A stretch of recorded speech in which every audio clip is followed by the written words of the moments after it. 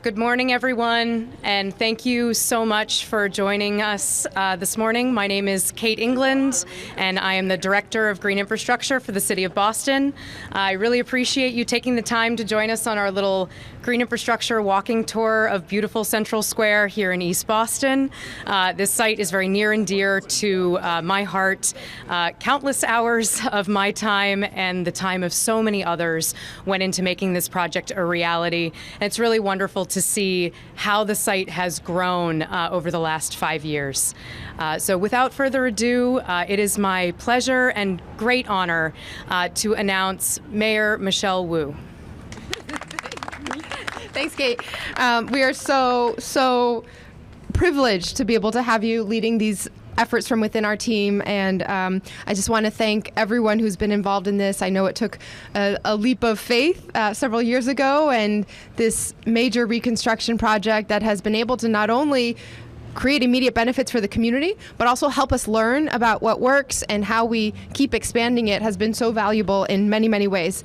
So I'm joined here today by colleagues in city government, colleagues in elected office, and community leaders who are pushing us to move faster every day for Boston to really be a Green New Deal city, green and growing, and a city for everyone. So you'll hear shortly from, I'm going to pass it right after I'm done speaking to my elected colleagues, Senator Lydia Edwards and Representative Adrian Maduro. Then you'll hear from our Chief of Streets, Yashra Franklin Hodge, and then we'll take some questions. But I also really just wanted to thank and recognize the Director of the Boston Water and Sewer Commission, Henry Vitale, who's here with us today, whose teams help put this in place and maintain this as well. So this is one of Boston's first ever green infrastructure pilots, and we're thrilled that it is already reaping so many benefits for community members. As Kate pointed out during our walk around, there are many, many different strategies and tools and ways that we're already learning from the choices that were made here and the ways that we can keep this going. The design elements prioritize safety for pedestrians and all users of this square and area, as well as climate resilience. From the curb extensions that encourage safer traffic patterns with vehicular traffic, to the larger park area that leaves more green space for everyone just to sit and reflect and take in the neighborhood. This is what we need, especially in our environmental justice communities. All these features were designed in collaboration with our residents. And so I want to thank so many community leaders, especially our young people, for showing up, contributing your ideas, and showing the kind of leadership that we all are needing to see across every neighborhood. These features were made possible by funding from the Boston Water and Sewer Commission and the hard work of members of our Streets Cabinet and Parks and Recreation Department who carried out this installation. And today, we're also here to build and expand on it, to codify green, community-first design principles into all of our right-of-way projects, dealing with our streets and roadways and sidewalks. And so today we are announcing Boston's first ever green infrastructure policy, and in doing so, setting a new standard for safer, more sustainable roadway infrastructure throughout the city. This policy has 3 parts. First, it will establish 5 new standard green infrastructure designs that Kate will go into in more detail. Secondly, it will create 2 new maintenance contracts that will allow us to factor in the maintenance costs and requirements into the design process for some of the various porous paving installations and landscape features that we see highlighted here. And third, it will set up a volunteer program that invites our communities and helps make sure we're all in this together, with the city taking accountability as well, to help keep our green spaces clean and beautiful. Together, these elements will improve community safety, foster community engagement, and boost our climate resilience. The curb extensions that you see at different corners and all the way around the park and bump outs like the ones in the square reduce the distance that pedestrians have to cross the street and the time that it takes. That's been particularly important for our seniors and for families with young children. We know that making the streets safer for pedestrians makes it go smoother and safer for everyone. These design elements also encourage drivers to slow down as they approach the turns, that increasing the likelihood that drivers and pedestrians will see each other and make eye contact, and decreasing the risk of serious injury from collisions and crashes. So I want to be clear that this doesn't mean that we're going to be pouring concrete, even if it is porous, all over every part of our streets and neighborhoods. We will require that curb extensions incorporate one of the 5 green infrastructure design alternatives. So whether that's a green space, like a rain garden or a tree pit, or porous paving materials, we are committed to not only making our streets safer, but greener and more resilient. And for the volunteer program, we'll be creating opportunities for community members to adopt a specific green infrastructure feature in the city and keep it free from leaves and litter. And again, the city is still maintaining the responsibility and accountability for cleanliness and safety across all our neighborhoods. But one thing that we did hear from the community process was that our residents want to be engaged, want to provide that extra partnership so that 24 hours a day and 365 days a year, we have the best possible results for our community members. This program will be a great way for anyone who wants to give back to our communities to have a sense of pride and ownership in your block and your neighborhood park. It will also serve as an opportunity for residents to learn more about what goes into maintaining all these spaces and give us that feedback as we figure out how to incorporate these in projects all across the city. To that end, the City of Boston will be hosting training programs for residents and staff who are interested in getting involved. We'll be providing certifications that will uniquely qualify individuals to work on green infrastructure construction and maintenance projects in other ways too, so helping further our workforce development pipeline. This volunteer program and the trainings are part of our push to build green jobs in the city and make sure that they stay in Boston for our residents, so that resilience isn't just about safety and beauty, but about the economy and jobs of the future as well. As it becomes increasingly urgent that we build a sustainable future for our kids, for their kids after them, we are committed to creating opportunities for our residents to benefit from this shift to a green economy. And I'm so excited to be taking this step towards making Boston a greener, safer city for all of our residents. And so next up will be our Chief of Streets, pero otra vez en español, primero. Gracias a todos, buenos días. Estamos aquí en el Central Square de East Boston, el sitio de uno de los primeros proyectos de infraestructura verde en la ciudad. Como dijo Kate, nuestra directora de infraestructura verde en Boston, los elementos de diseño de esta plaza dan prioridad a la seguridad y la resiliencia climática. Las extensiones de las bordes de las aceras que permiten un tráfico más seguro y la mayor superficie de parque que crea más espacio verde en esta comunidad de justicia ambiental se diseñará en colaboración con nuestros residentes, y muchos de nuestros jóvenes se presentaron, aportaron ideas y demostraron el tipo de liderazgo que todos debemos esperar. Hoy estamos anunciando la primera política de infraestructura verde de Boston, estableciendo un nuevo estándar para una infraestructura más segura y sostenible en toda nuestra ciudad. La política tiene 3 partes. 1. Primero, establece 5 nuevos diseños de infraestructura verde que describirá con más detalle. Segundo, crea 2 nuevos contratos de mantenimiento. Y finalmente, establece un programa de voluntariado que invita a nuestras comunidades a ayudar a mantener nuestros espacios verdes limpios y hermosos. En conjunto, estos elementos mejorarán la seguridad de la comunidad e impulsarán la resiliencia climática de Boston. Es urgente que construyamos un futuro sostenible y nos comprometemos a crear oportunidades para que nuestros residentes se beneficien del cambio a una economía verde. Estoy feliz de poder dar este importante paso para hacer de Boston una ciudad más ecológica y segura para todos nuestros habitantes. Okay, y next, Chief Yasha Franklin Hodge. Oh, I'm so sorry. I messed up my order. I was following the script and not what I had said earlier 5 seconds ago. I'm going to pass it on to our senator and representative first.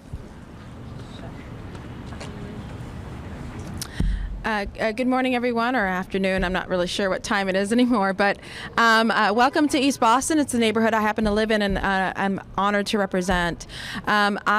I'm very excited about what this announcement is for not just the city of Boston, but for the region that I also represent.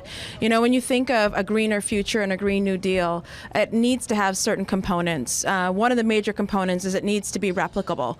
And what we just heard from the mayor is that this is setting a blueprint to do throughout all of Boston, and I think actually beyond Boston and other neighborhoods that I represent, such as Winthrop and Revere. I think another component is it needs to be sustainable, not just financially, but that, you know, what we saw is that the rainwater is going to be part of not only getting the water out of our streets, but also feeding and nourishing the trees. So what you see is infrastructure that is truly green supports green life around it as well. And then finally, you know, when you think about what green infrastructure and a Green New Deal needs to be, it just can't be legislation. It just can't be a talking point in DC. It needs to be real. And therefore it needs to start from the ground up. And that's what we see literally here from groundwater up, but also because it's going to be informed by the people who are regularly impacted by it, the quality of air that they need to breathe, but also the parks that they want to play in, the way that they're going to drive, how they're going to move as they get older, where they're going to take their kids. All of these things will inform true green infrastructure and really create a deal that all of us can celebrate. And so today, I'm just so excited to see how all of those components are actually just micro-sized here in East Boston as a wonderful example. But I expect to see that it's only going to grow throughout. And I want to thank the mayor for fulfilling her promise continually when she talked about doing this and bringing about a Green New Deal. And I'm especially excited that she started a lot of that infrastructure here in East Boston. So I want to thank her entire team. So many people who are, you know, I don't want to mess up and not name the correct people, but I also want to acknowledge a former East Boston resident who also helped with the design and traffic here was Gina Fandaka, who was part of the transportation department. And she is also part of this legacy as well. And I just wanted to make sure we called out her as well. So thank you so much for being here. Good afternoon, everyone. My name is Adrian Madro, proud to be the state rep here in East Boston. And I actually grew up just a few blocks up the hill here. I remember well what Central Square used to look like. It certainly didn't have as much green and trees. It was quite dangerous for pedestrians, dangerous for cars, kind of a chaotic situation with traffic. And this has really helped transform this square. But what I did forget about the rehab of the square was all the incredible details of green infrastructure. So I just ask you all to join me in a round of applause for Kate England, because I feel like I went to school today and I learned a lot. And it was really cool to get such a in-depth, deep understanding of just what's happening here. And I do think it's fitting that the city used Central Square in East Boston to pilot this green infrastructure. We are an environmental justice community. We do have one of the lowest tree canopies in the city of Boston. So when you hear things, as Kate was explaining, like the underground wells that nourish our trees, this alley or alley of trees, and how much larger they are in relation to the trees in the park, it's critical for East Boston, for a community that suffers disproportionately from air pollution and other environmental impacts. It's critical that we have good, healthy trees, strong, vibrant, open spaces, because that's how we can have the best quality of life for ourselves and our neighbors. And I want to credit Mayor Wu and her team for taking the Green New Deal or green infrastructure from a talking point and into reality. Yes, we're highlighting green infrastructure pilots here, but this is just the beginning. And I think the announcement of this new green infrastructure policy really marks an exciting moment for Boston's history, because while these were pilots, this is what we can start to expect from here on out in East Boston and across the city. And that will just be an enormous benefit to our residents here in the city. So thank you to the mayor and her team. And without further ado, we'll turn it over to the Chief of Streets, Yasha Franklin Hodge. Thank you, Representative, and I want to just start by thanking the Mayor for her leadership on this initiative and so much more when it comes to the sustainability and of our city and the things that we can do in our streets. Kate England, as others have mentioned, is instrumental in building this policy and bringing all of this new work to light. And many other departments. So the people of the Streets Cabinet that I lead, who were involved in designing over many years this project here in Central Square, who helped to keep it maintained and in good condition, and then the many other departments that are involved in what we have today and what we're going to build in the future: Boston Water and Sewer, the Environment Department, New Urban Mechanics. This has truly been a cross-departmental team effort, both to build some of the things that we see today as well as what's planned in the future. So the implementation of these new design standards reinforces that our streets are spaces for everyone. As we work to make streets safer by reducing speeding and improving crossings for pedestrians, we can also add more green spaces to our neighborhoods. We can beautify places that were previously concrete and asphalt and help make Boston a more resilient city. Traffic calming measures like curb extensions and bump outs are key to reducing speeding and preventing injuries and deaths on our roadways. When we can slow down cars, we improve, and when we improve sightlines for drivers and pedestrians, we're reducing the distance that people need to cross the street. This is what keeps our streets safe. This is what helps people feel comfortable as they move about our city and know that they can do so without fear of injury. So today in Central Square, we're seeing a place that underwent improvements that were designed to both create a safer, more functional traffic pattern, to improve pedestrian access into the park. We reclaimed much of the pavement for pedestrians. The places that we're all standing now was road prior to this project. And we've allowed for many of those safety benefits to be felt by all, both people who are coming here to use this park and people who are passing through here on their way somewhere. But these improvements weren't only for traffic safety. This park here in Central Square contains 11 stormwater management features like porous paving materials, tree trenches. These are projects that demonstrate what's possible in dense urban environments as we seek to prevent flooding, to keep pollutants out of our waterways, and just to enhance the quality of the public space that we enjoy.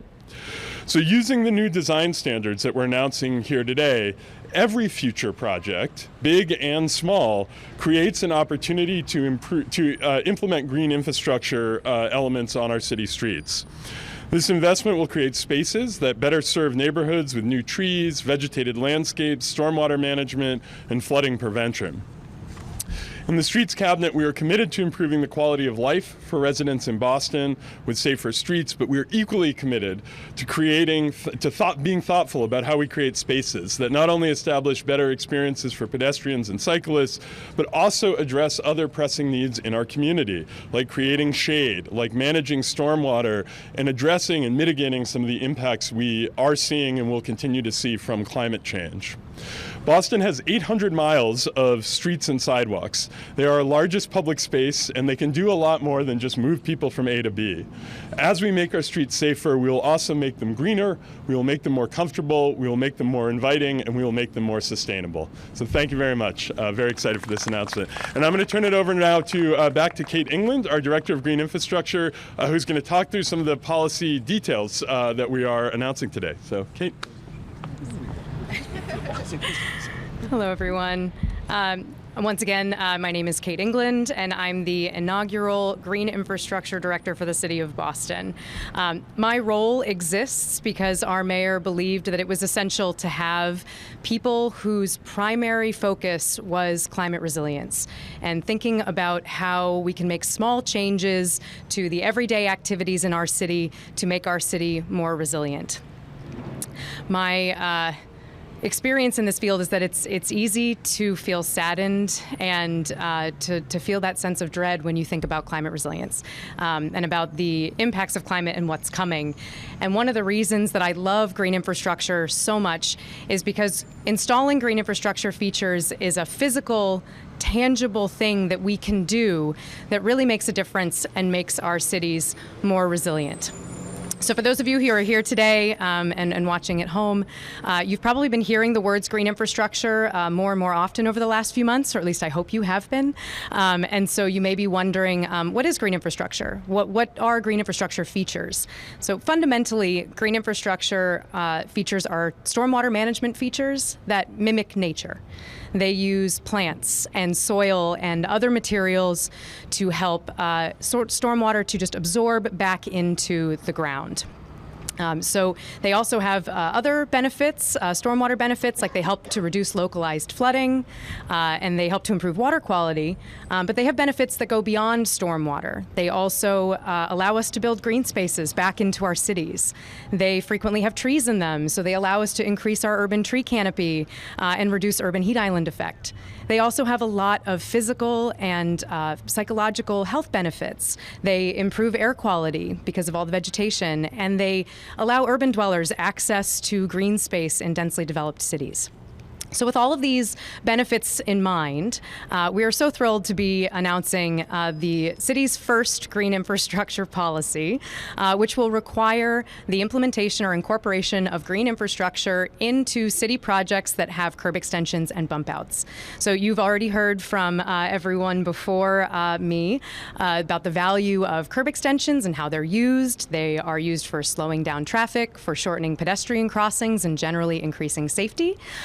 But currently, we typically take that space within the bumped out curb and we pave it with concrete or asphalt or pavers. And the intent of this policy is to expand green infrastructure implementation throughout the city by allowing our designers and project managers and engineers to choose from one of 5 green infrastructure design alternatives when they are doing their designs. The policy, as the mayor mentioned, has 3 primary components. The first is those 5 design alternatives, which I'll talk about in just a second. The second is that there will be 2 green infrastructure maintenance contracts that will be available to perform maintenance on public green infrastructure features. And the third is the volunteer program, which we obviously are all very excited about. So going to quickly describe the 5 design alternatives. For those of you who walked around the park, apologies, some of this will be repetitive. But the first design alternative is right-of-way bioretention, and what that means is that we are going to be able to install rain gardens and bioswales into that area within the bumped out curbs. So using vegetation and plants to help bring in stormwater and remove pollutants and allow it to absorb back into the ground. The second design alternative are infiltrating tree trenches or tree pits. If you look around you in Central Square, we are surrounded by tree trenches. They have 2 main pieces to them. There's a large stone subsurface area, and then they also have trees planted in them. The stone area allows water to absorb back into the ground, but it also provides much needed water and air to tree roots to help the trees survive and thrive. The third design alternative is porous paving materials. That could be porous asphalt, permeable pavers, which are pavers that are themselves porous, or porous paver installations, which are solid pavers that are installed with gaps in between them so stormwater can get back into the ground in between those gaps, or porous concrete. And again, you can see all of those different types of porous paving materials around Central Square. The fourth design alternative are subsurface infiltration areas. These are very similar to the tree trenches, except they don't have trees planted in them, and frequently have perforated pipe that helps stormwater get from our streets and sidewalks down into the stone area so it can absorb into the ground. And the fifth design alternative is an option to just one-time seed. Rather than putting in concrete or asphalt, you can take that space and you can seed it with a low-growing ground cover or maybe a pollinator wildflower mix so that you create wonderful pollinator habitat in your neighborhoods. So the policy also has 2 operational components, those 2 maintenance contracts that you've heard mentioned a couple of times. The first is a regenerative air vacuum sweeping contract. As I described on the walk, that's a fancy machine that rather than just brushing up dirt and litter, it has a vacuuming component so it can remove dirt and other small particles from our porous paving materials. And the second maintenance contract is a landscape maintenance contract, which will be used to maintain all of that vegetation that we're going to be planting in the right-of-way and also provide much-needed tree maintenance and pruning services. And the last component of the policy is our volunteer program. We are really excited about this program because it will allow residents from the city of Boston to adopt a green infrastructure feature in the city. Volunteers will be able to do litter removal and weeding and plant plants when the features need it. And our hope is that by allowing our neighborhood residents to be involved in caring for these features, that they will feel a sense of pride and stewardship and really help to make sure that these green infrastructure features survive and thrive in our city. Before I close, I just want to do two quick shout outs. First, I want to shout out Naelia Rodriguez, who's over here, and the MONUM team and the Environment Department. Thank you so much for continuing the green infrastructure conversation while I was gone. We would not be here if it were not for your work. And secondly, I want to thank the Public Works and Boston Transportation staff for listening to me seemingly endlessly talk about this policy for the last month, and for showing just real enthusiasm and interest in learning about green infrastructure. I'm really looking forward to implementing this policy with you over the next several months and years. So anyway, with that, I know we have allotted time for questions. So at this time, I'm going to invite the mayor and Chief Franklin Hodge to come back up to the podium and join me to help answer some questions. Thank you, everyone. Amazing, amazing. I'm going to add 3 more shout outs. We could do a lot more, but just in terms of team members who've been very involved with this, I see our Environment Commissioner, Allison Brizius, is here. Thank you. Our Director of Policy and Planning for the Transportation Department, Vineet Gupta, thank you. And someone with many hats, but we're very excited that now he is back as a Senior Advisor for Infrastructure Projects across the city, Chris Osgood. Okay, what questions do you all have? Okay, thank you, everyone.